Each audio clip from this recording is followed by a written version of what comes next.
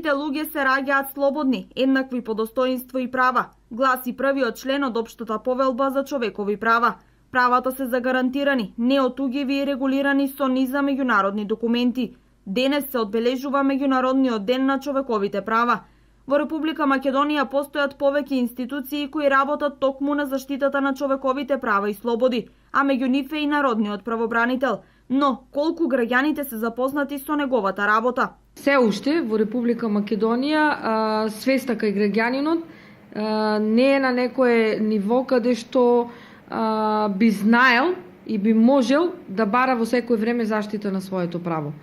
Меѓутоа, Народниот правобранител како институција во секој поглед гледа што повеќе граѓанинот да биде информиран.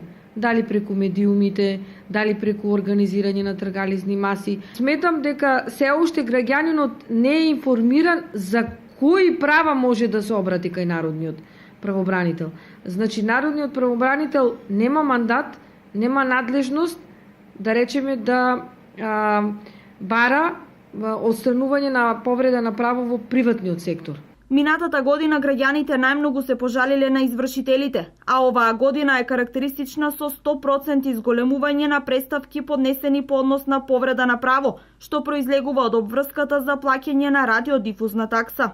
Кога граѓанинот поднесе преставка од областа, мислам од радиодифузната такса, а со самата преставка достави и конкретно ги достави сите докази, односно дека во неговото семејство се задолжени со решение за плаќање на радиодифузна такса повеќе членови, или има во семејството член кој што е инвалид, кој што е слепо лице, кој што е лице со нарушен слух, кој што согласно законот се иземени од плаќање на радиодифузната такса.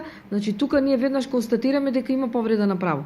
И согласно законот за народен правобранител, укажуваме на македонската радиотелевизија кои членови на тоа семејство треба да бидат избришани од списокот на обврзници, а кој член на семејството треба и понатаму да остане, бидејќи согласно законот едно семејство, една радиодифузна такса. Универзалната декларација за човекови права е усвоена од Генералното собрание на Обединетите нации на 10 декември 1948 година во Париз. Декларацијата за човекови права се смета за неформален устав кој ги гарантира правата на човекот и ги признава човековите права и слободи кои обезбедуваат рамноправност и гарантираат заштита од насилство, лош третман и казни кои влијаат на човечкото достоинство.